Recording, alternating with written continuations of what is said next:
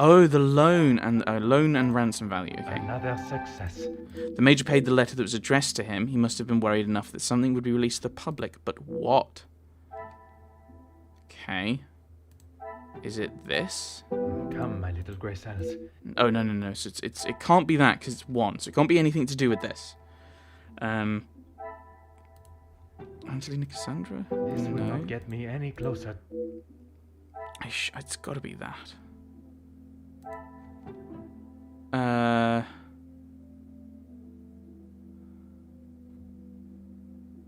Relationship ruined by blackmail.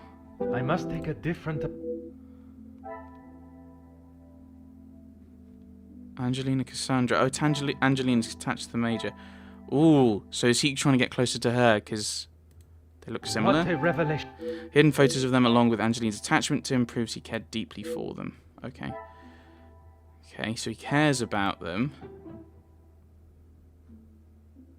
Relationship issues? The pieces of the puzzle are finally coming together. I believe the Major would do everything to remain in the comfortable life he's accustomed to, but would he stoop so low as to fake a blackmail letter? Fake the blackmail, but he paid it. Magnifique. The evidence shows the Major was not the author of the blackmail letter. Major was a victim just like Mademoiselle Angeline. However, whoever it is that is penning these letters knows a great deal about many people. I wonder how many more have received similar letters. Objective complete. The uncertain connection between the Major and the ransom has been resolved, and the Major was being blackmailed. The letters were not written by his hand. What remains unresolved is why the Major was being blackmailed. 2 cases of extortion under one roof. The question of their relationship must be asked. The Major's secret is anything but obvious from his letter. I now have a blackmailer and a murderer and their weapon to find. If the correct process is followed, they shall all be found swiftly. I should take my leave. This room has already revealed enough new insights into the Madame's and the Major's lives. Detective Poirot, I have been asked to inform you that Lady Van den Bosch has returned to her room, and she wishes not to be disturbed. Merci. Madame certainly has mastered the art of subtlety. They may not be the exact words she used, but I'm sure you can imagine. Excuse me, I have some further duties to attend to in the pantry. Perhaps I should take this opportunity to search the top floor, now there is no one to disturb me. There's one room that holds particular interest. I should inspect the storage room while I have this rare opportunity. So that's the one to the Major's room.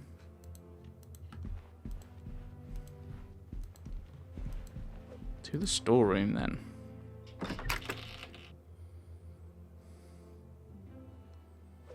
Children's toys. Collection of children's toys. Such a shame to see them stored away and not enjoyed. Considering they've been kept in a storage room, they are all in almost perfect condition. My immediate assumption would be they belong to Mademoiselle Angeline. Can't look at the paintings. Telescope. Another clock. Oh. The time and skill it takes to build such a wonderful piece, it is not for. So not new information.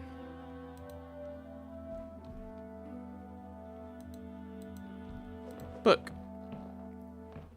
A lone storybook rests here. It has obviously been read a great number of times, judging by the condition of the spine and the pages. I'm perhaps not the target demographic, but I understand it to be quite popular amongst the younger audience. To the real lady of the house, happy birthday. Watching you grow into a proper young lady has been more than words can describe. All my love, Felix. I would not have expected to find such a heartfelt message written by Monsieur Higgin. And to Mademoiselle Angeline, is this the usual inscription you would find from a family friend? Yes. I cannot seem to get a straight answer from anyone regarding the Major. I know he's been friends with Madame Van den Bosch for some years, but I must find out if it is anything more. Okay, so... The Viscount's image is torn out. Okay, so we already looked at that. Conflicting opinions of him. He resided for a long time. Angeline is attached to the Major? Is there something? I don't know. The children's toys are well kept. They are antiques. Appropriate gift and gift from the Major. I cannot see the logic in it. I'm not sure I can either. But then again, here we are. He resided... Okay, maybe connect these two. No, that's too small. He resided and he cared about them. I must act on thought and... Oh. High interest rate, how does that connect? I should not be surprised by my... It seems the Major has lived rather comfortably in the Van den Bosch house for many years.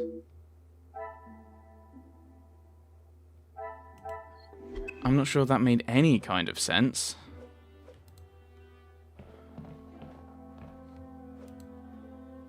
I mean, that was stuff we already knew. Oh no, it has to be with a high interest rate. Don't understand.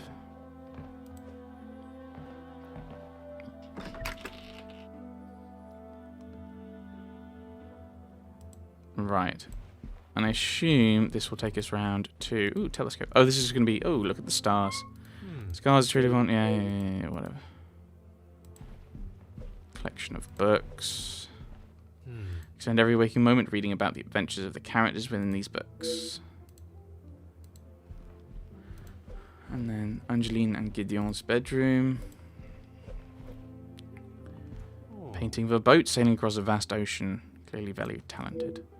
And then we have some mountains. Aha. Number of spectacular pieces in Madame Van den Bosch's eclectic art collection. So that's Cassandra's room. Oh, can I go in there? I can! Do I need to talk to her? I don't need to talk to her as of this moment. So I will leave her be. But I'm intrigued that I can actually go and talk to her. I suppose it's something to be aware of.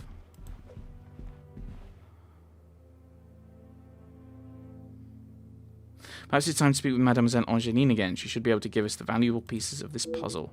Oh, right, she's just here. Okay. Probably so you're not going down multiple sets of stairs. Are you any closer to uncovering the truth of Felix's involvement with the letters? I am, mademoiselle. I can confirm that he was not the author of the blackmail letters. So the author is still out there. Oui, but it will not be long before they are apprehended, and the only letters they shall be penning will be from behind iron bars. Your confidence is rather assuring. Thank you, Detective. Ooh. While searching the storage room, I found... Oh, no. Yeah, so, no, your comment about the current guest stayed with me last night. I'm sorry, Detective. I did not intend to leave your mind so full of thoughts. No apology is required. It actually made me question my whole chain of thinking. What if there had been a collusion between them, and the Major's murder was planned, organized, and orchestrated to make the investigation seem almost impossible? Oh my, Detective, that is quite a theory. Every guest has a motive. You confirm that with the mention of Mademoiselle Conrad and the Major's fight. Supplying one another with a rock-solid alibi would surely throw off any detective. But not you. Correct, mademoiselle.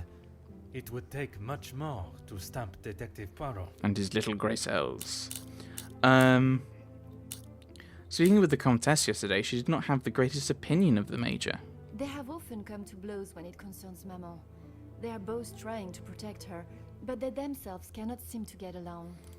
She spoke of his desire to join the, how do you describe it? Social elite. This isn't the first time she has vocalized that concern. She thinks the Major was just using our family name to make his way to the top. And you do not agree? I will not deny he has shown interest in Maman's social circles, but they have been friends since even before I was born. Surely all those years of friendship was not just to raise his social standing. Mademoiselle Angeline obviously does not believe what the Comtesse has to say about the Major. Perhaps it is jealousy that drives her scandalous theory. Did the Major contribute to the house? How do you mean, Detective? I imagine a house of this size is rather costly, keeping it in the immaculate condition it is in.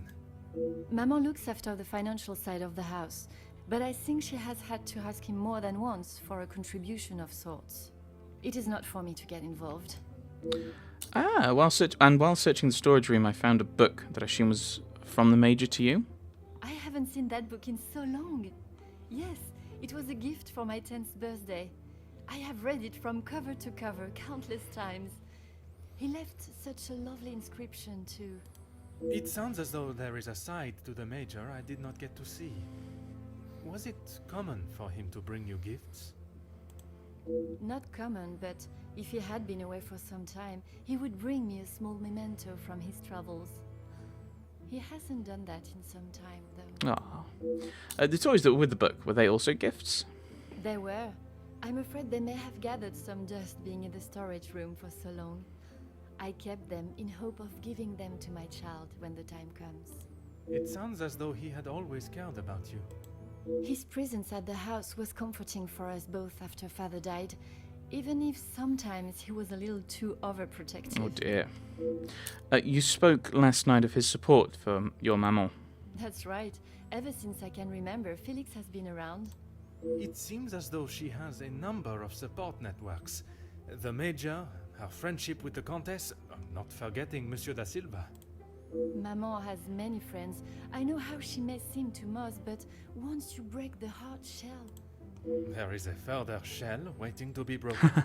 Oh, very good, detective. Forgive me, mademoiselle. I only jest. It's quite all right. You're not the only one that feels a razor tongue.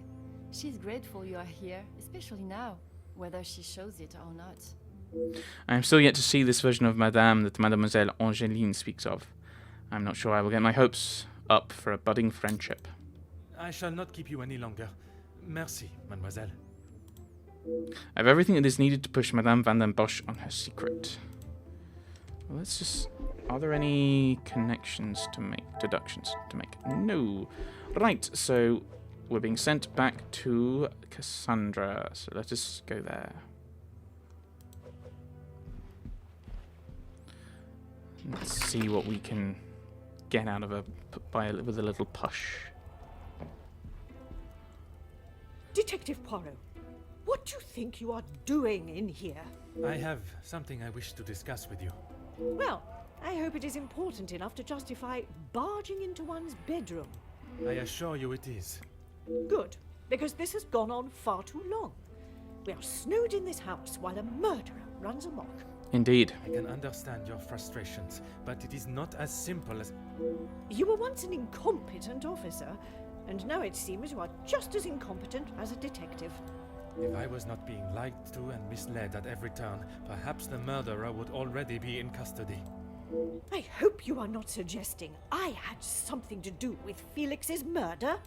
I am suggesting that if I had the support that everyone claims they are offering, we would be in a very different situation. That's true. If you have something you want to ask, I suggest you ask me now. I was not aware the Major had been so close to your daughter. We met before Angeline was born, so he was often at the house when she was growing up. And where was it you two met? I was attending an event. Felix was also in attendance as a serving officer. A conversation was struck. So it was not through the Viscount that you two met? I did not require my husband to start conversations on my behalf. It was you that instigated it then? My, detective. That active imagination of yours has taken you on quite some journey. Ooh, quite some journey. Madame is attempting to deflect from a subject she obviously does not feel comfortable discussing. The late Viscount and the Major were friends then? Edwin spent much of his time away on business before Angeline was born. Felix was a welcome distraction from the loneliness of the house. You were alone in the house?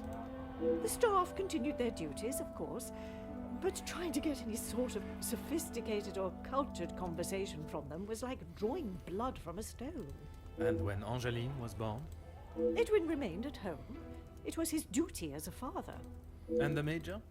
He had his own business and life to tend to, but we remained in touch via letter.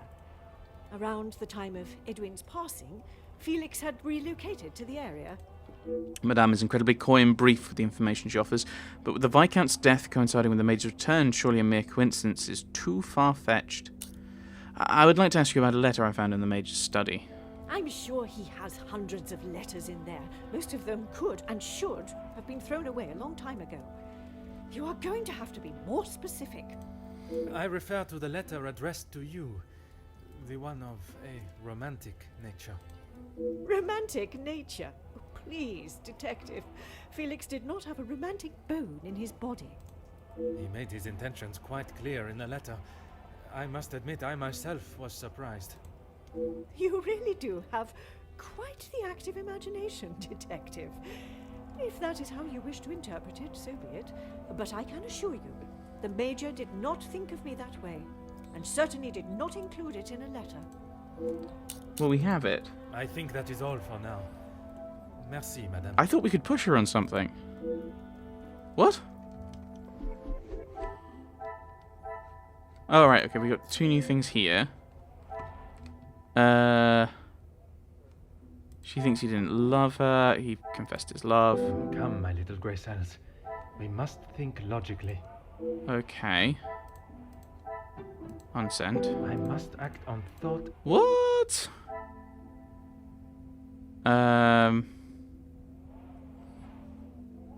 Wait, so... What?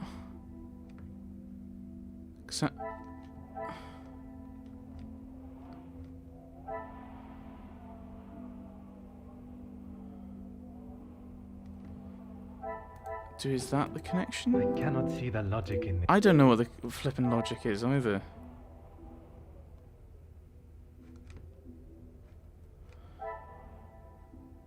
Major return. Is that the one you want me to connect? The pieces of the puzzle are finally coming together. Are they? The Major returned after the Viscount's death, and Angeline had a previous birthday gift. With the Viscount gone, the Major stepped up and acted as a fatherly figure. And Cassandra claimed the Major's in love her, Another success. but he has the picture. I never doubted myself. I mean, you don't connect it to the letter where he confesses his love. That would be ridiculous. It's obvious that the Major cared for Cassandra. That is no surprise to anyone. Yeah, it's in the letter that I also linked to, but apparently I was wrong to do so. Alright, okay, come on, Cassandra. Is this really necessary? Apparently. If you're correct and the Major had no romantic feelings towards you, why would he keep a photograph of you and Mademoiselle Angeline hidden? He may have stayed in my home, but Felix was a grown man, Detective. What he kept, hidden or otherwise, has nothing to do with me. But it does not surprise you that he had such a photograph? We have been friends, and he has been there for Angeline for many years, but you find it strange that he keeps a reminder of us? Perhaps that says more about you, Detective. What I do find strange is that if he did hold a flame for you, why he would never express it. I mean, the letter. If he did, it was not reciprocated. I have not even considered another since my husband's passing. Not that it is any of your business. Okay. I think that is all for now. Merci, madame.